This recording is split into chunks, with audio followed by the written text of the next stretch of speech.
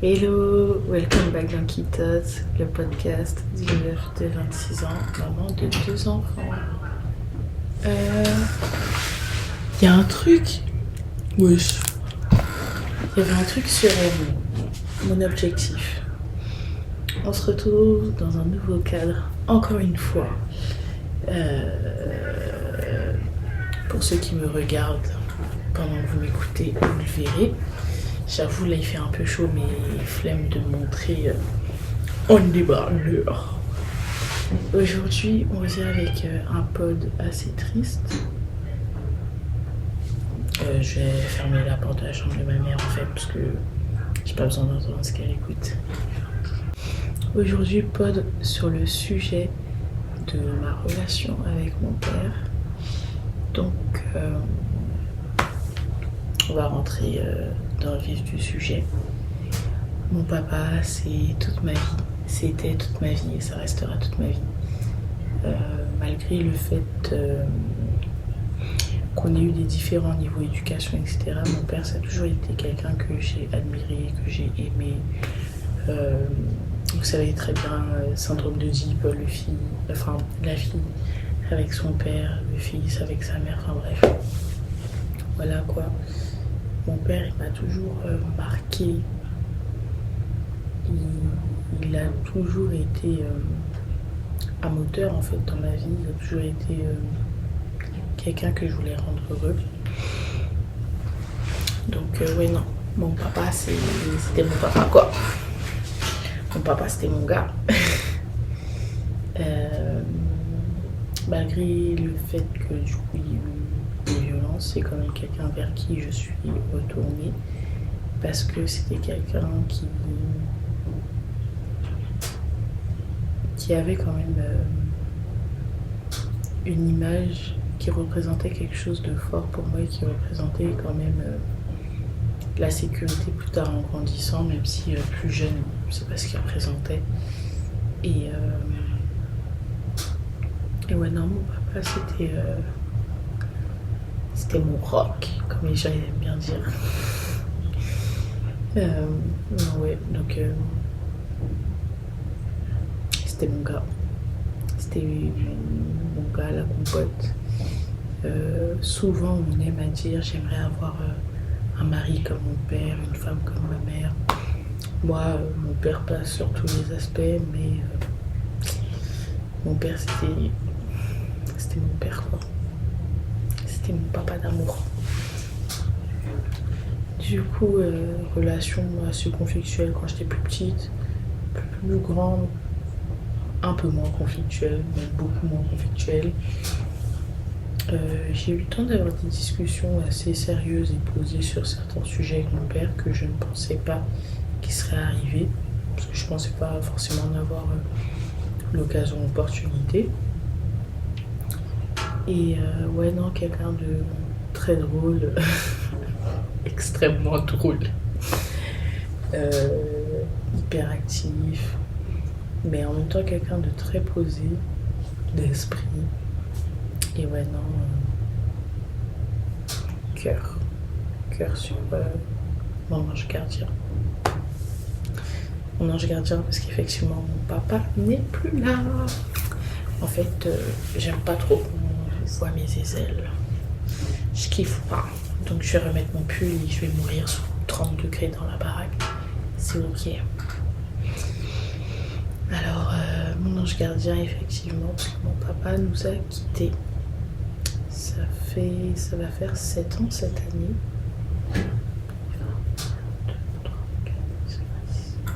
Ça va faire 7 ans. 7 ans qu'il nous a quittés.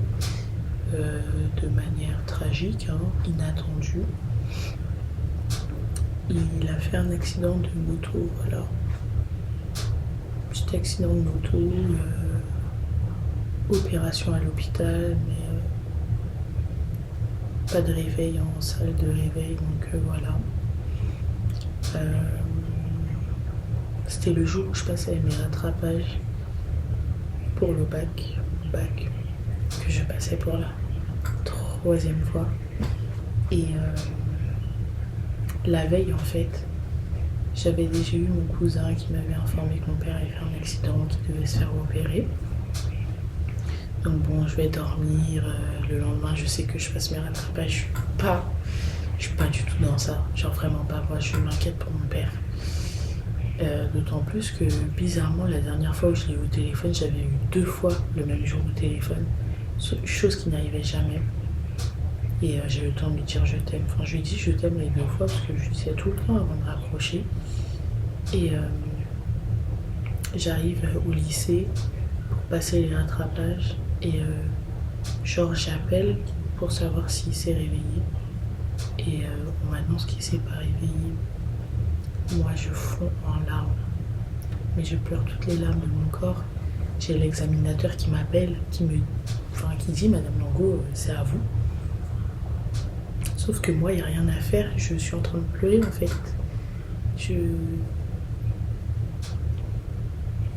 Je perds mon âme, donc je ne réagis pas. Il y a quelqu'un qui passe à mon tour. Et la personne passe, moi je passe. Et je dis à mon examinateur, excusez-moi, je suis désolée, mais j'ai eu une mauvaise nouvelle. Je n'apprends que mon père est décédé et tout. Je pleure encore. J'ai 18 sur 20 mon examen du bac. Donc j'ai mon bac.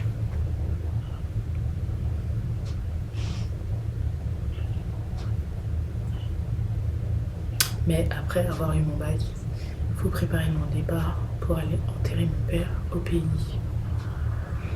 Bref, je suis en sanglots, je ne comprends pas ce qui se passe. Le déni, très vite. Mon père n'a pas pu me faire ça. Enfin, pour moi, c'est inconcevable. Et ça se passe au mois de juillet, ça. Donc, août passe, septembre passe, octobre passe. Octobre, c'est son anniversaire. Et le jour de son anniversaire, je pète un plomb. Je me souviens, je sortais de Disney. Je pète un plomb et je l'appelle. Et je lui laisse un message vocal. En larmes. Mais en larmes. Je me souviens que j'avais fait une crise de panique en plus. Pendant cet épisode-là. Et en larmes. Papa, pourquoi tu m'as laissé? Pourquoi tu m'as fait ça? S'il te plaît, réponds-moi. C'est... toutes mes entrailles, en fait, je perdais tout ce qui était à l'intérieur de moi. Genre, toutes les connexions de mes organes, même mon être le plus profond, je perdais tout.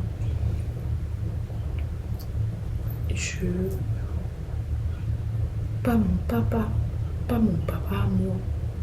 Non, je peux pas, j'accepte pas. Et au fur et à mesure du temps, on s'y habitue, mais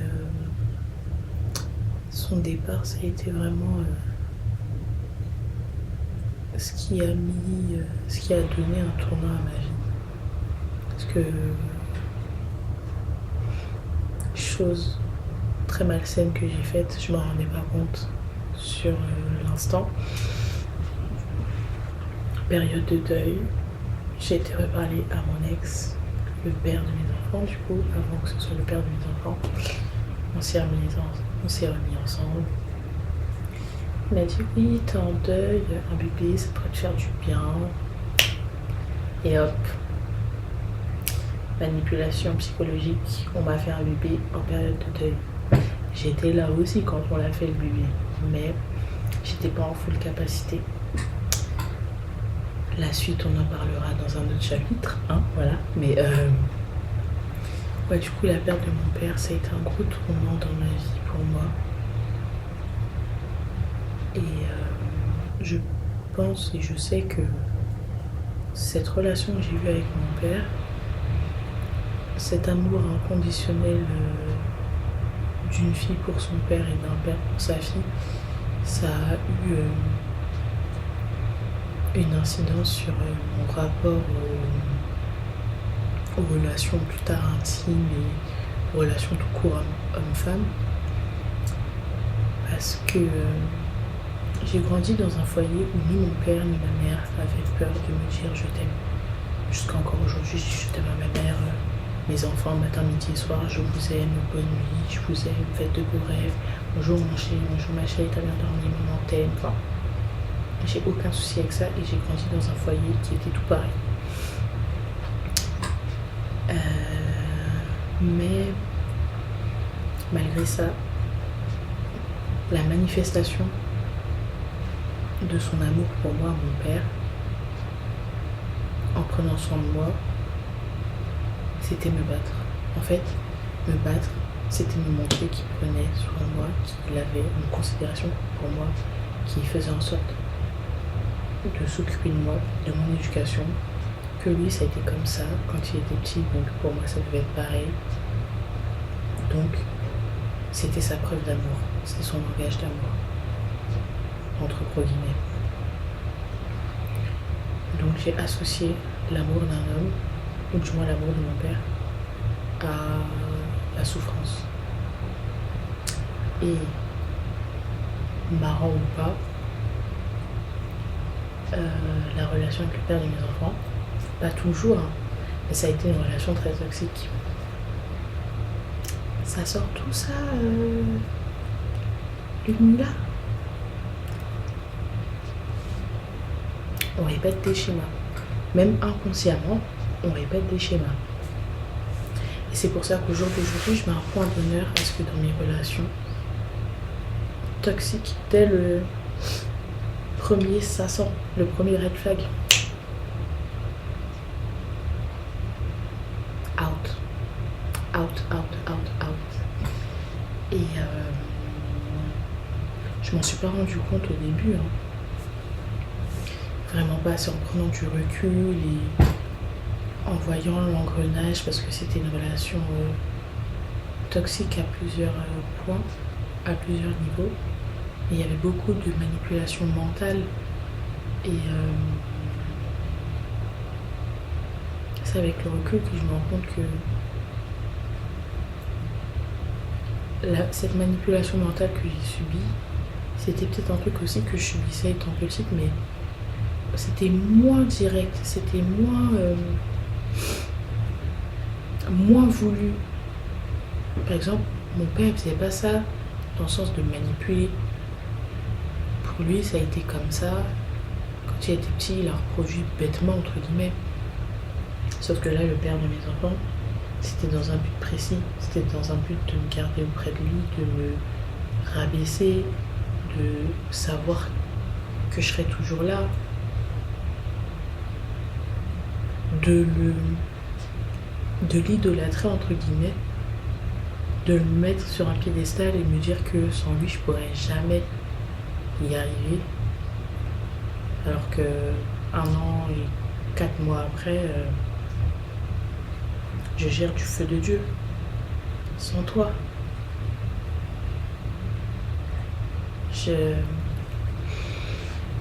Donc, ouais, cette relation-là avec mon papa, je me rends compte qu'il y a beaucoup de schémas que je reproduis, des schémas inconscients qui se répètent, et qu'il faut briser ces schémas-là pour que je puisse avancer dans ma vie et pas reproduire les mêmes erreurs avec mes enfants ou moi dans ma vie d'aujourd'hui après la relation si toxique que j'ai vécue avec le père de mes enfants. Je l'ai pas sous la main, malheureusement. J'y ai pensé, mais j'ai fait mon sac pour partir en week-end, donc j'ai oublié. Il y a ce livre qui s'appelle Les 5 blessures qui empêchent d'être soi-même. Très bon livre de développement personnel. Je ne vais pas commencer à faire la gourou du développement personnel, je sais pas quoi. Mais c'est un livre qui nous explique les blessures qu'on a vécues étant enfant, qui impactent notre façon d'être et qui du coup nous font créer des masques par rapport à ces blessures-là, par rapport à ces traumatismes. Par exemple, un traumatisme, on va le vivre, on va se créer un masque pour se protéger de ce traumatisme-là. Et le livre nous apprend, nous donne des clés, des tips pour faire tomber notre masque et être la personne qu'on est à 100%. Donc je sais plus où j'ai voulu aller avec ce livre-là. Mais dans ce livre-là, dans tous les cas, moi je l'ai lu et il m'a beaucoup aidé sur le fait de mettre des mots et de comprendre les mécanismes et comprendre les masques que j'avais au fur et à mesure des années, que j'avais créés par rapport au traumatisme que j'ai vécu. Et au jour d'aujourd'hui, en étant plus grande, j'ai les clés pour éviter de garder ces masques.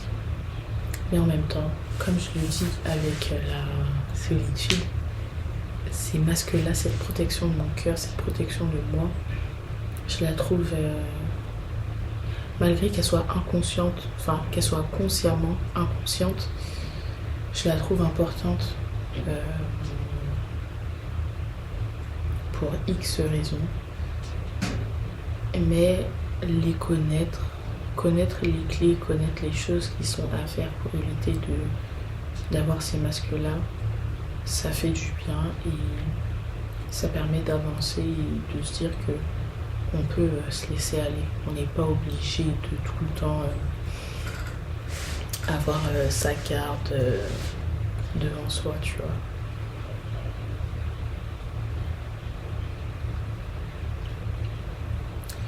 Après, je ne dis pas que tout ce qui s'est passé avec mon père a une incidence sur ma vie d'adulte. En tout cas, la relation qu'on a eue a une incidence sur mes choix d'adulte, mais ça y est pour beaucoup. Ça y est pour beaucoup, mais je ne blâme pas non plus. Je ne pointe pas du doigt à papa, tu m'as fait ça, du coup regarde maintenant comment tu m'as... Regarde le monstre que tu as créé. Non, pas du tout. J'accepte et mon cœur est ouvert. Et je me dis que c'est des choses qui font de moi qui je suis, tout simplement. Et à moi de tirer du bon dans ces mauvaises choses. Ouais. À moi de tirer du bon dans ces expériences de la vie, dans ces petites choses du quotidien que j'ai vécues, que j'ai pu vivre, pour ne pas les répéter. Voilà. Donc, depuis... je pense à mon papa souvent, très souvent. J'ai repris le sport le jour de son anniversaire. C'est mon ange gardien. C'est the love of my life. J'ai appelé mon fils par le deuxième prénom de mon papa. Mon premier entretien que j'avais passé dans mon nouveau travail, enfin le premier entretien que j'ai passé dans mon taf actuel, je l'avais passé le jour de l'anniversaire de mon père. Bref, j'ai eu mon NEPH le jour d'anniversaire de mon père. Papa, I know you somewhere. En savent ou là, cagadé. Donc, des bisous d'amour, je t'aime. Mimi t'aime. Voilà. Sur ces belles paroles, le prochain pod, on parlera d'amour. Et d'amour comme on l'aime. D'amour comme on l'aime, mais avec tous ses dangers et mon interprétation de l'amour à moi. Parce que pour moi, l'amour est un jeu perdant. Toujours elle vient plomber l'ambiance, celle-là, là, avec ses morales, ses trucs. Et attention, la couillasse, là où tu as mis les doigts. Moi, j'aime l'amour. J'aime trop l'amour. Je suis une amoureuse de l'amour. Mais L'amour, c'est ingéré. Sur ce, je vous fais plein de petits bisous. Un podcast tout en légèreté, sans pleurer. Ok, on n'a pas pleuré aujourd'hui. Un podcast en légèreté, sans pleurer, avec le feu en background. Mes lunettes avec le retour. Voilà. Plus la lumière. Et ouais. Je vous fais des petits bisous. Je vous aime. Prochain thème, l'amour. Et ensuite, je pense qu'on pourra parler de mes histoires d'amour. Ah, je sais que ça vous a kiffé. Surtout mes gueux là. Et surtout mes... Préparez le popcorn pour les prochains épisodes. Sur ce, plein de bisous. Je vous aime. Bye.